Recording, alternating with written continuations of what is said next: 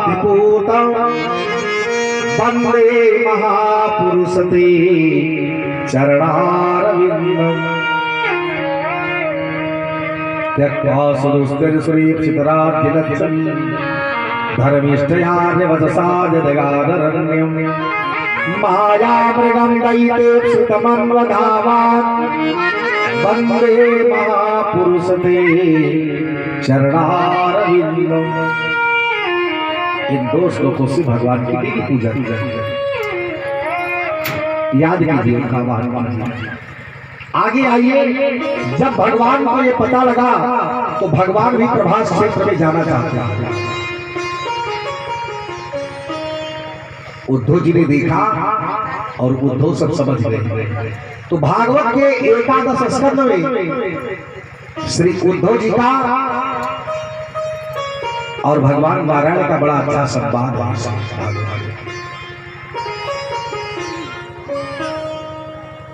उद्धव जी ने पूछा कि आपको प्राप्त करने का साधन,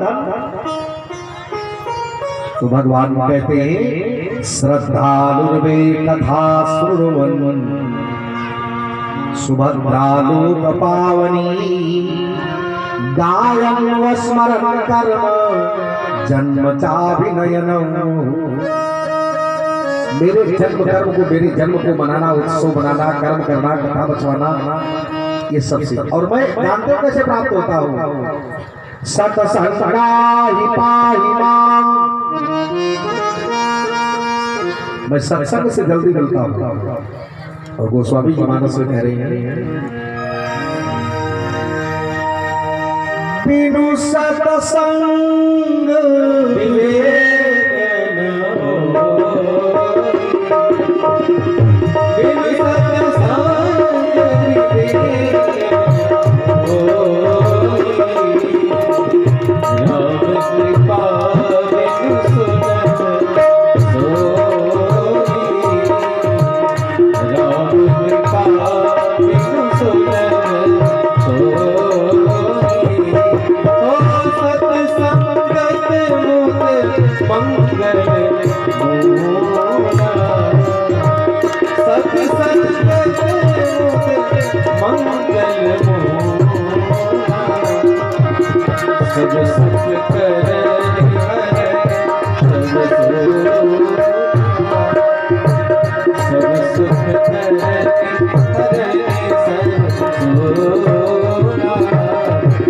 सत्संग हरि कथा देवी नमो मन भाग। सत्संग हरि कथा देवी नमो मन भाग। मोह गए अनुराग कोई नहीं अनुराग, मोह गए अनुराग कोई नहीं अनुराग। बिनु सत्संग विवेक होई, राम कृपा बिनु सुनत सोई, राम कृपा बिनु सुनत सोई। बिनु सत्संग हरि कथा त्यजि बिनु मोहन भाग। मोह गए बिनु राम पद होई न दृढ़ अनुराग। मिलई न रघुपति बिनु अनुराग। मेरा अनुराग भगवान की प्राप्ति जीव को हो सके। श्रद्धालुर्वे कथा श्रुण्वन् सुभद्रा लोक पावनी। उद्धव जी ने कहा संसार में जीव बद्ध और मुक्त कौन है? तो कहा न कोई बंधन में है, न कोई बंधन में युक्त है, न मुक्त है।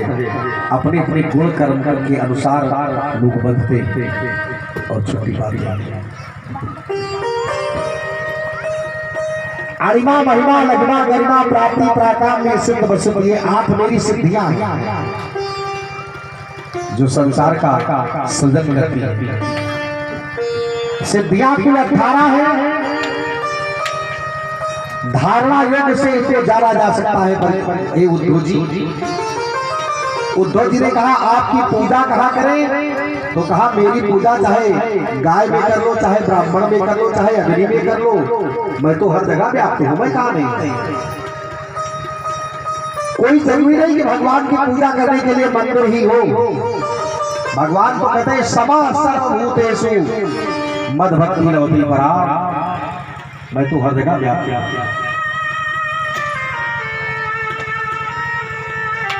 भगवान ने एक कथा सुनाई उनको, कहा कि एक बार मेरे पूर्वज निकल रहे थे, तो बाग में एक महात्मा पड़े थे मोटे से। तो यदु ने कहा कि आप बड़े मोटे हो गए हैं। कहा मोटा इसलिए हो गया हूं, मैंने जिंदगी में अपने 24 गुरु किए और मेरा नाम है दत्तात्रेय। भैया दत्तात्रेय ने अपने जीवन में 24 गुरु बनाए। और मैंने आप लोगों से भी कहा था, फिर कह दे रहा हूं, मंत्र जरूर ले लेना। राम राम सुने रहिए, बिना राम राम सुने न तो कन्यादान करना चाहिए, न किसी को अग्निदान करना चाहिए। और दुनिया में जो पूजा पाठ होता है इसका पूरा लाभ आपको मिले। गुरु बिन भवनि तरई न कोई, जो विरंच शंकर सर्व।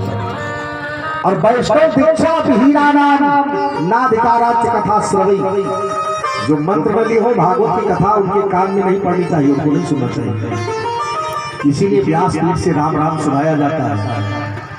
खैर आगे आपकी मर्जी। लेकिन आइए उनके 24 गुरु, कहा वो कौन कौन?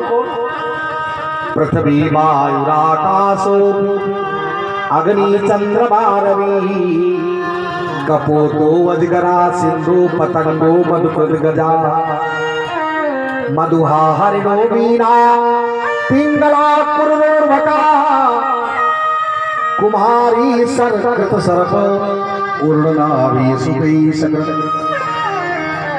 मैंने पृथ्वी को गुरु बनाया। संत को पृथ्वी की तरह क्षमाशील होना चाहिए। इस पृथ्वी पर रेलवे ट्रैक दिखाया जा रहा है, बाथरूम भी बनाया जा रहा है और हवन कुंड भी खोदा जा रहा है। पृथ्वी माँ सबको क्षमा करती है। सारे अत्याचार इसी धरती पर होते हैं, लेकिन ये माता रानी सबको माफ करती है। मैंने आकाश को गुरु बनाया। इतना ऊंचा आकाश है और सेवा किसकी करता है? धरती पर रहने वाले 3.5 हाथ के लोग।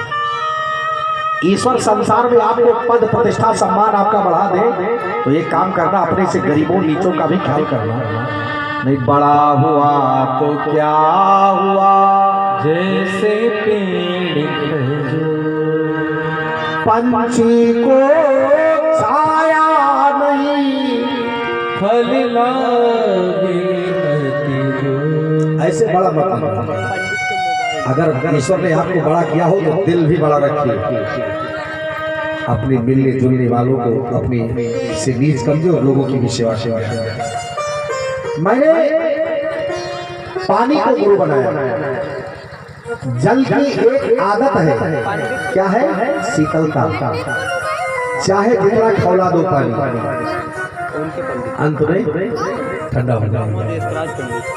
हो जाएगा ना। ऐसे संत को सदैव शीतल रहना चाहिए। बहुत मान सम्मान अपमान के चक्कर में नहीं पड़ना चाहिए। हमारा स्वागत नहीं किए, हमसे बोले नहीं, छोड़िए ऐसे जैसे। हाँ, मैंने मधुमक्खी को गुरु बनाया। वो रस संचय करती है ना मधुमक्खियां, और कहते हैं इस पक्ष में नहीं उस पक्ष में खाएंगे, उस पक्ष में नहीं इस पक्ष में। शिकारी आता है, सारा रस लेकर के चला जाता है और मधुमक्खियां फिर वैसे मरवाती हैं। बहुत धन इकट्ठा करने के चक्कर में पड़ो, हमारे बेटा क्या करेंगे, हमारी बेटियां क्या करेंगी।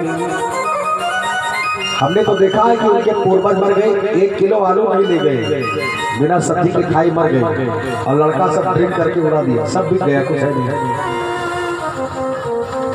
धन किसी के लिए मत संचय करो, जो पैदा होगा कमा खा लेगा। एक विदेह नगर में एक वेश्या थी, उसका नाम था पिंगला। उसको मैंने अपना गुरु बनाया। वो अपना श्रृंगार करके बैठी, रोज बैठती थी। एक हफ्ते तक उसके पास कोई गाहकी नहीं गया। उसको बड़ी शर्म लगी, कहा कि अगर इतना मैं बैठ जाती भगवान के लिए तो अब तक भगवान आ जाना। आशा ही परमं दुःखं नैराश्यं परमं सुखं। इस संसार में आशा ही दुख का कारण बनती है। जिसके ऊपर बड़ा भरोसा करोगे कि हमारे ही वही तुम्हारा नाक कटा लेंगे, दूसरा कोई नहीं करेगा। ध्यान दीजिएगा, इसलिए आशा किसी पर मत करना। एक माँ थी, बेचारी विधवा हो गई, 20 साल की अवस्था। एक लड़का माँ ने सोचा तो इसी बच्चे को पाल लेंगे। वो साध्वी दूसरे के घर मजदूरी करके पाल पोस करके बच्चे को जवान किया। बच्चे का विवाह हो गया, घर में बहू आ गई। अब माता जी को जानते हो बहू आने से आराम कितना मिला कि अभी तक 2 आदमी का भोजन बनाना पड़ता था, अब 3 का बनाना पड़ेगा। बहू आई तो घर में, लेकिन वो इतनी मॉडर्न थी कि वो 8 बजे तक तो सोकर नहीं उठती थी। माँ ने अपने बेटे से कहा, भैया अपने पत्नी से बोल दो घर का काम करे, मैं बुढ़ी हो गई हूँ, मेरे शरीर में ताकत नहीं है। तो बेचारी अपनी पत्नी को बहुत डरते थे। और उन पुरुषों की भी जिंदगी नरक बन जाती है जो इस तरह के होते हैं। मैं तो कड़े शब्दों में निंदा करता हूँ, उनका भी जीना हराम हो जाता। वो बेचारे पत्नी से नहीं कह पाए। उन्होंने कहा, माँ एक काम करो, सुबह तुम झाड़ू लेकर आना, तुम कहना हम बहारेंगे, वो कहेगी हम बहारेंगे। हम दोनों लोग झगड़ा कर लेंगे तो कहीं कोई ना बाहर उड़ाओ, हम ही बाहर। जब सुबह यही नाटक माँ बेटों ने किया, उठ करके गई, कहा क्या खोपड़ी पर हल्ला मचा रखे सुबह सुबह। माँ ने कहा ये बताओ, माँ जब तक जिंदा है बेटा घर बाहर अच्छा लगेगा? और बेटे ने कहा कि माँ अगर बुद्धि हो गई है तो बेटा घर बाहर ले तो कोई बुराई है? वो हंसी, कहा वाह क्या बात है। माँ बेटे झगड़ा कर रहे हो झाड़ू लगाने के लिए? कहा हाँ। तो कहा इसके लिए लड़ो मत। बड़ा अच्छा जजमेंट उसने दिया, बड़ा अच्छा जजमेंट दिया उसने। कहा इसके लिए लड़ो मत। कहा फिर क्या करें? कहा एक दिन ये बहाल नहीं करे, एक दिन तू बहाल नहीं करे। हंसो मत, ये सोचो कि आपका परिवार, आपका समाज, आपका घर कहाँ जा रहा है। मैंने आपके खुश होने के लिए दृष्टांत नहीं दिया, मैंने आपको सोचने के लिए मजबूर किया। ये क्या संस्कार घर परिवार पर पड़ रहा है, इसके बारे में जरा जागरूक होकर के देखो। आई थोड़ा भगवान नाम जप करें, पूरा आगे चलते। बोलिए भक्तवत्सल भगवान की जय। जय राधा रमण हरि बोल, जय जय राधा रमण हरि बोल, जय जय राधा रमण हरि बोल, जय जय राधा रमण हरि बोल, जय राधा रमण हरि बोल, जय जय राधा रमण हरि बोल, जय